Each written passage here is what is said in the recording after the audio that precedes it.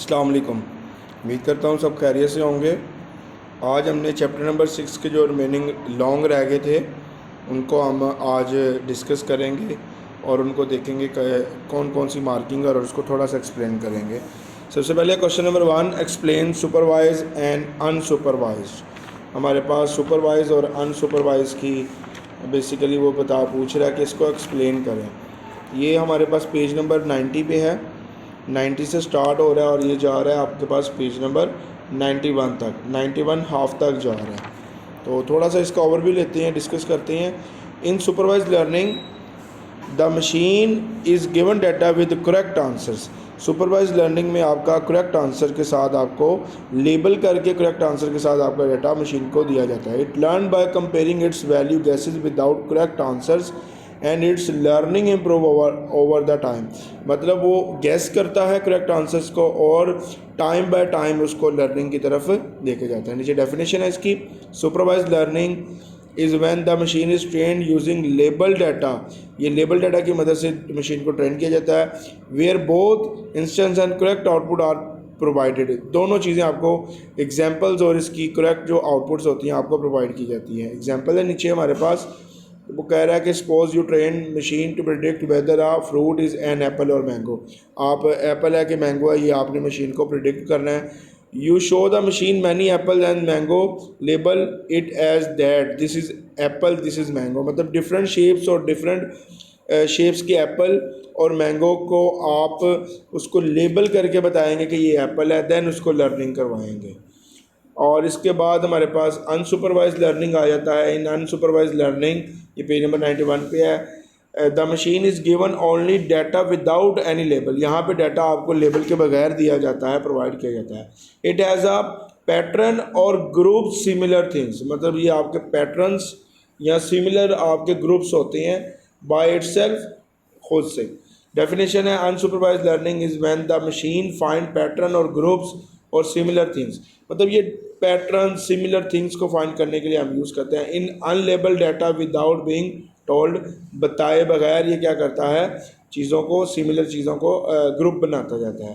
What the correct answer is, और इसका answer correct क्या होगा। एग्जाम्पल है हमारे पास, a school want to divide student into study groups.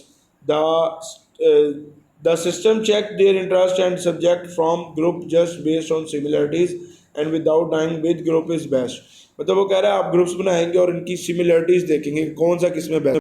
Question number 2 है, how explain how model performance is evaluated in machine learning using following matrix. दो matrix के अकॉर्डिंगली आपकी किस तरह से मॉडल की परफॉर्मेंस एवेल्युएट होती है। दो वो मैट्रिक्स हैं हमारे पास, कन्फियर मैट्रिक और एक्यूरेसी। इसका आंसर है पेज नंबर 97 पे। Evaluating model performance, once ML model is trained, वो कह रहा है एक दफ़ा आपका मॉडल ट्रेन हो जाएगा, then we are required to measure the performance of the model. अब हमने उसकी मॉडल की परफॉर्मेंस को मेजर करना है कि ये एक्यूरेट है या नहीं है। This help in deciding if the model is accurate and reliable. ये हमें हेल्प करता है कि आपका मॉडल एक्यूरेट है, बिल्कुल सही है और भरोसेमंद है, reliable. In this section we will explore 4 important performance matrix with simple definition and example. हम 4 मैट्रिक्स को डिस्कस करेंगे। सबसे पहले है confusion matrix. A confusion matrix is a simple table that show how many prediction and classification were correct और incorrect. ये basically आपके prediction के बारे में बताता है कि कितनी क्लासिफिकेशन है प्रेडिक्शन की आपकी करेक्ट और कितनी इनकरेक्ट है। टेबल में आप देख सकते हैं, एक साइड पे लेफ़्ट साइड पे आपके पास एक्चुअल हमारे पास पास और एक्चुअल फेल आ जाता है। टॉप पे हमारे पास प्रेडिक्शन पास और प्रेडिक्शन फेल आ जाते हैं। तो जो 1 बाय 1 कॉलम है, ट्रू पोजीशन टीपी, और फिर 1 बाय 2 पे जाएंगे तो फॉल्स नेगेटिव एफएन कहेंगे हम इसको, और इस तरह फॉल्स पॉजिटिव एफपी और ट्रू नेगेटिव टीएन। ये हमारे पास टर्म्स हैं। नीचे इसको इसने एक्सप्लेन किया हुआ है। Confusion matrix help in the understanding whether a model is making classification और prediction mistake, help in calculating the accuracy.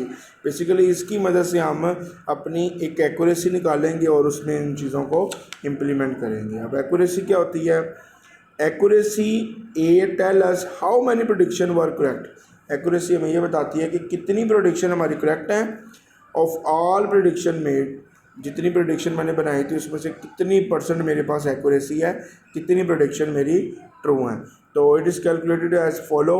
इसको कैलकुलेट किया जाता है, हमारे पास एक्यूरेसी का फार्मूला है, accuracy is equal to TP plus TN divided by TP plus TN plus FP plus FN। ये हमारे पास फार्मूला, ये वैल्यूज़ होंगी, इसमें वैल्यूज़ पुट करने के बाद हमारे पास एक एक्चुअल आंसर आएगा। उसके अकॉर्डिंगली हम डिसाइड कर सकते हैं कि हमारे पास ये जो मॉडल है इसको हमने एवेलुएट किया है और इसकी एक्यूरेसी इतने % है। क्वेश्चन नंबर 3 है हमारे पास, a model predict if student will pass 1 और फेल 0 आउट ऑफ 20 स्टूडेंट्स। हमारे पास 20 स्टूडेंट्स का ये डाटा है जिसमें वो बता रहा है कि पास 1 के साथ प्रेजेंट हो रहा है और फेल 0 के साथ। नीचे हमारे पास कुछ वैल्यूज़ दी हुई हैं उन्होंने। ट्रू पॉजिटिव्स TP से रिप्रेजेंट किया जा रहा है जिसकी वैल्यू 8 है। ट्रू नेगेटिव्स वैल्यू हमारे पास TN से रिप्रेजेंट किया जा रहा है जिसकी वैल्यू 6 है। और फॉल्स पॉजिटिव हमारे पास 4 वैल्यू और फॉल्स नेगेटिव हमारे पास 2 वैल्यू है। इसका ये पार्ट है फिल द कन्फ्यूजन मैट्रिक। सबसे पहले हमने इसकी कन्फ्यूजन मैट्रिक को फिल करना है। तो हमारे पास कन्फ्यूजन मैट्रिक हमारे पास ये नीचे दी गई है जिसमें हमारे पास प्रेडिक्टेड पास है और प्रेडिक्टेड फेल है, एक्चुअल पास और एक्चुअल फेल हमारे पास दिए गए हैं। बेसिकली जो एक्चुअल पास होगा और प्रेडिक्टेड पास होगा तो उसको हम ट्रू पॉजिटिव से रिप्रेजेंट करते हैं। इसी तरह जो एक्चुअल पास होगा, प्रेडिक्टेड फेल होगा, उसको हम फॉल्स नेगेटिव से रिप्रेजेंट करते हैं। जो हमारे पास एक्चुअल फेल होगा और प्रेडिक्टेड पास होगा उसको हम फॉल्स पॉजिटिव से रिप्रेजेंट करते हैं। और जो हमारे पास एक्चुअल फेल और प्रेडिक्टेड फेल है वो उसको हम ट्रू नेगेटिव से रिप्रेजेंट किए। ये ऊपर हमने अभी देखा है कि हमारे पास वैल्यूज़ इन सब की दी हुई थी। तो सिंपल हमने क्या करना है, उन वैल्यूज़ को अपने मैट्रिक्स पे, जो कन्फ्यूजन मैट्रिक्स है हमारी, उसमें हमने पुट करनी है। तो आप देख सकते हैं हमारे पास TP की वैल्यू 8 थी, मैंने उसकी जगह वैल्यू लिख दी। FN की वैल्यू 2 थी, मैंने उसको उसके मैट्रिक्स पे उसको पुट कर दिया। और इसी तरह हमारे पास FP की वैल्यू 4 थी और इसी तरह हमारे पास TN की वैल्यू 6 थी। इसका B पार्ट है कैलकुलेट एक्यूरेसी। अब हमने अपनी एक्यूरेसी की कैलकुलेशन करनी है, बताना है कि ये हमारे पास कितना को एक्यूरेट है। ये हमारे पास जो मॉडल है इसका डाटा है, इसके अकॉर्डिंगली कितना एक्यूरेट है।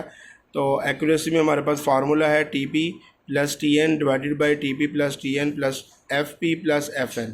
तो हमारे पास जो ऊपर वैल्यूज़ दी हुई हैं उनको हमने इस फार्मूले में पुट करना है। वैल्यूज़ को पुट करने के बाद हमारे पास जो आंसर आया है 0.7। अगर इसको परसेंटेज में हम देखेंगे तो 70% हमारे पास एक्यूरेसी आई है इस डाटा के अकॉर्डिंगली। तो हम ये कह सकते हैं कि ये हमारे पास जो डाटा है इसके अकॉर्डिंगली ये जो मॉडल है 70% एक्यूरेट है।